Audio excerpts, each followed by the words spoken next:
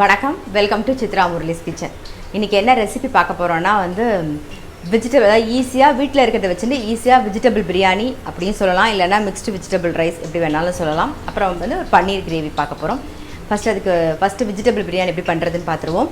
நான் அடுப்பில் கடாய் வச்சுருக்கேன். அதில் ஒரு டீஸ்பூன் வெண்ணெய் போட்டிருக்கேன். அப்புறம் ஒரு 4 டீஸ்பூன் எண்ணெய் விட்டுருக்கேன். ஸோ காஞ்சின்னு இருக்குது. அதுக்கு தாளிக்கிறதுக்கு சோம்பு, கிராம்பு, ஒரே ஒரு பட்டை, அப்புறம் வெங்காயம் நல்ல ஒரே ஒரு வெங்காயம் நீல வாக்கில் கட் பண்ணி வச்சுருக்கேன். 2 பச்சை மிளகா, இஞ்சி பூண்டு பேஸ்ட்டு, ஒரு 4-5 பீன்ஸு, ஒரு கேரட் கட் பண்ணியிருக்கேன் பொடியாக. எப்படி வேணாலும் நீங்கள் கட் பண்ணிக்கலாம். உருளைக்கிழங்கு இருந்தால் அதுவும் போட்டுக்கலாம். அப்புறம் புதினா, ஒரு கைப்பிடி புதினா. காரத்துக்கு தேவையான உப்பு போட போகிறோம். காரத்துக்கு ரெட் சில்லி பவுடர், மஞ்சள் பொடி, அப்புறம் கரம் மசாலா பொடி, அவ்வளோதான். அப்புறம் ஒரு கப் தயிர். தக்காளி சேர்க்க போகிறது இல்லை, அதுக்கு பதிலாக தயிர். இப்போ எண்ணெய் காஞ்செடுத்து நம்ம சோம்பு, பட்டை, கிராம்பு,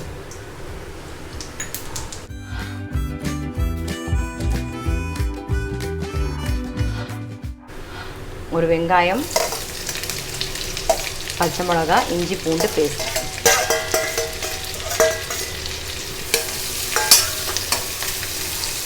பாருங்கள், வெங்காயம் வதங்கி எடுத்து பீன்ஸ், கேரட் சேர்க்குறேன். நீங்கள் பீன்ஸு, கேரட்டு, உருளைக்கிழங்கு, அப்புறம் காலிஃப்ளவர் இருந்தால் அதுவும் சேர்த்துக்கலாம். ப்ரோக்கோலி இருந்தால் அதுவும் சேர்த்துக்கலாம். சில பேர் குடமிளகா கூட சேர்ப்பாங்க. ஸோ அதுவும் நீங்கள் சேர்த்துக்கலாம். எது இருந்தாலும் நீங்கள் சேர்த்துக்கலாம். எந்த காய்கறி இருக்கோ அது வீட்டில் இருந்தால் சேர்த்துக்கலாம். இந்த எண்ணெயிலே வதங்கட்டும். பீன்ஸும் கேரட்டும் மீடியம் ஃப்ளேமில் இந்த எண்ணெயிலே வதக்குங்க. இது வதங்கின்னு இருக்கட்டும். அதுக்குள்ளே நம்ம பன்னீர் கிரேவி பண்ணுறதுக்கு பாருங்கள், பன்னீரை இது மாதிரி க்யூபாக கட் பண்ணி வச்சுட்டுருக்கேன். கொஞ்சம் மிளகு பொடி சேர்க்குறேன். இதுக்கு தேவையான உப்பு,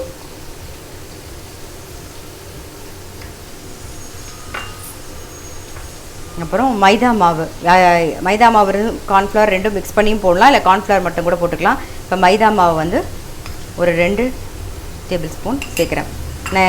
தண்ணிலாம் விட வேண்டாம். ஏன்னா இந்த பன்னீரே கொஞ்சம் லைட்டாக தண்ணி விட்ட மாதிரி ஈரப்பதத்தில் தானே இருக்கும். அதனால் அப்படியே மிக்ஸ் பண்ணிவிடுங்க.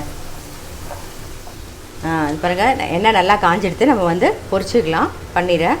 இது மைதா கெடுதல் தான். ஆனால் நம்ம ஒரு 2 ஸ்பூன் தான் யூஸ் பண்ணுறோம். அது மட்டும் இல்லை, சில ஐட்டம்ஸ்லாம் பார்த்திங்கன்னா நீங்கள் மைதா போட்டால் தான் கொஞ்சம் நல்லாயிருக்கும். நான் 2 ஸ்பூன் தான் யூஸ் பண்ணியிருக்கேன். நீங்கள் வேணும்னா 1 ஸ்பூன் இதுவும் 1 ஸ்பூன் மைதா மாவும் 1 ஸ்பூன் கார்ன்ஃப்ளவர் மாவும் சேர்த்து போட்டுக்கோங்க.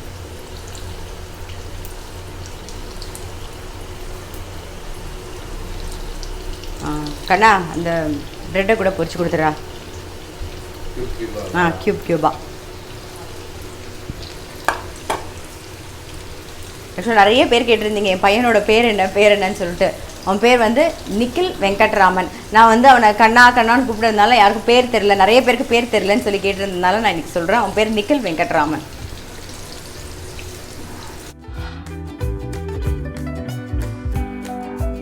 பாருங்கள், இந்த அளவு பொரிஞ்சால் போதும். லைட் கோல்டன் கலரில் பொரிஞ்சால் போதும். நம்ம எடுத்துடலாம்.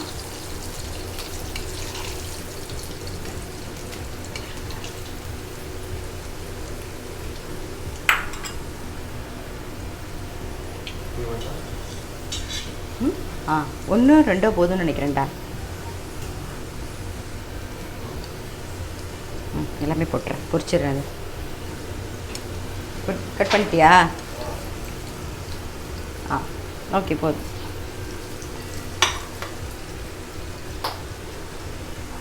பாருங்கள், பன்னீர் எல்லாம் நல்லா பொரிச்சு எடுத்துட்டாச்சு.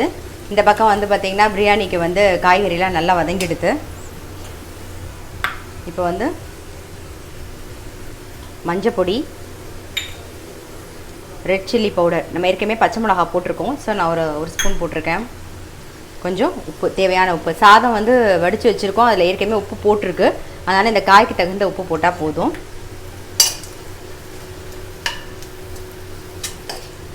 ஒரு கப்பு தயிர், சின்ன கப்பில் 1 கப்பு. நீங்கள் பார்த்துக்கோங்க அளவு. அப்புறம் கரம் மசாலா பொடி ஒரு 1/2 டீஸ்பூன்.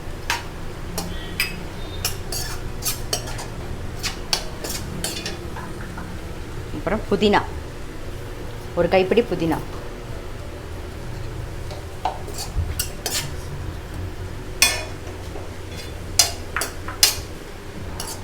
நம்மளோட வெஜிடபிள் ரைஸ்க்கு வந்து நம்ம ப்ரெட்டை பொரித்து எடுத்துக்கலாம்.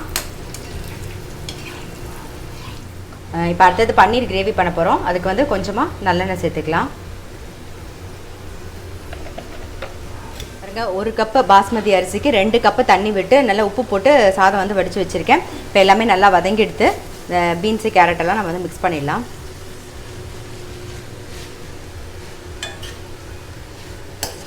இது வந்து ரொம்ப சிம்பிளாக இருக்கும் இந்த பிரியாணி. வெஜிடபிள் ரைஸ் பிரியாணி எல்லாம் எது வேணாலும் நம்மளோட விருப்பம் தான், பேர் வச்சுக்கிறது சொல்லிக்கலாம். பாருங்கள், நல்லா மிக்ஸ் பண்ணிட்டோம். இதில் வந்து பொரிச்சு வச்ச ப்ரெட்டையும் சேர்த்துடலாம். நல்லா மிக்ஸ் பண்ணி விட்டுருவோம். இது ப்ரெட்டு பொரிச்சு போடுறது ஆப்ஷனல் தான், வேணால் நீங்கள் போட்டுக்கலாம், இல்லைன்னா வெறும் அப்படியே கூட சாப்பிட்லாம்.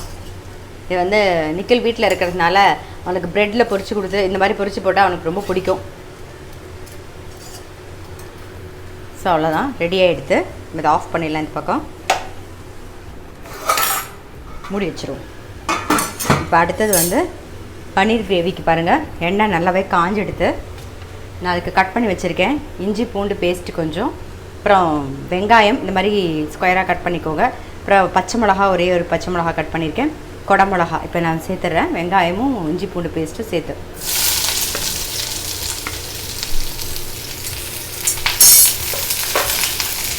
கொஞ்சம் வதங்கட்டும். நம்ம வந்து பன்னீரில் வந்து மைதா மாவு, மிளகு பொடி, உப்பு போட்டு கரைச்சி வச்சுருந்தோம் இல்லையா, அது பன்னீர் போட்டதுக்கப்புறம் மீதி இருந்த மைதா மாவு மிக்ஸ் பண்ணி வச்சுருந்த மாவு, அதை வந்து கொஞ்சமாக தண்ணி விட்டு கரைச்சிக்கலாம். ரொம்ப விட வேண்டாம், கொஞ்சமாக தண்ணி விட்டு கரைச்சிக்கலாம்.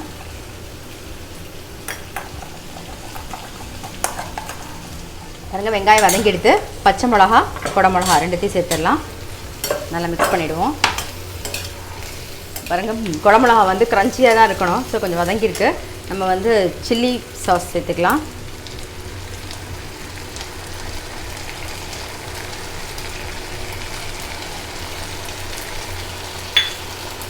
அதுக்கப்புறம் டொமேட்டோ சாஸ் அது ஒரு 2 டேபிள் ஸ்பூன், சில்லி சாஸ் வந்து 1 டேபிள் ஸ்பூன். நான் ஏற்கனவே இதில் பச்சை மிளகாயெல்லாம் இருக்குது.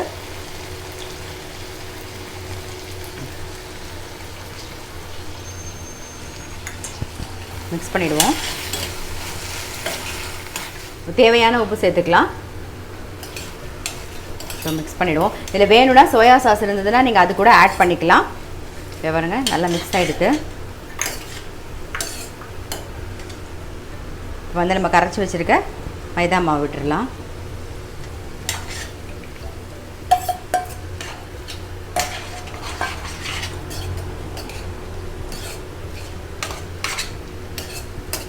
இப்போ வந்து பொரிச்சு வச்சுருக்க பன்னீரை ஆட் பண்ணிடலாம்.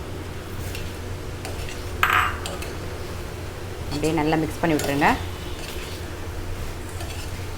இதில் இருந்ததுன்னா நீங்கள் வந்து அந்த வெங்காயத்தாள் இருந்தால் அதுவும் சேர்த்துக்கலாம். இப்போ ஆஃப் பண்ணிடலாம் அடுப்பை.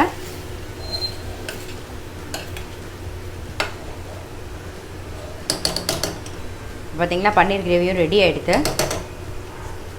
பாருங்கள், இதில் வந்து கார்ன்ஃப்ளவர் போட்டிங்கன்னு வச்சுக்கோங்களேன், இன்னும் கொஞ்சம் க்ரீமி டெக்ஸ்டர் கிடைக்கும். இப்போ நம்மளுடைய பன்னீர் கிரேவியும் ரெடி ஆகிடுது. அதே மாதிரி வெஜிடபிள் பிரியாணி, வெஜிடபிள் ரைஸ் எப்படி வேணாலும் சொல்லலாம், அதுவும் ரெடி ஆகிடுது. தயிர் சாதமும் ரெடி. இன்றைக்கி ரெசிபி என்னென்னு பார்த்துருப்பீங்க. இன்றைக்கான ரெசிபி வந்து ரெடி. வெஜிடபிள் பிரியாணி, பன்னீர் கிரேவி, தயிர் சாதம். தயிர் சாதத்துக்கு இங்கே நாங்கள் வந்து இன்றைக்கி ஆவக்காய் ஊறுகாய்.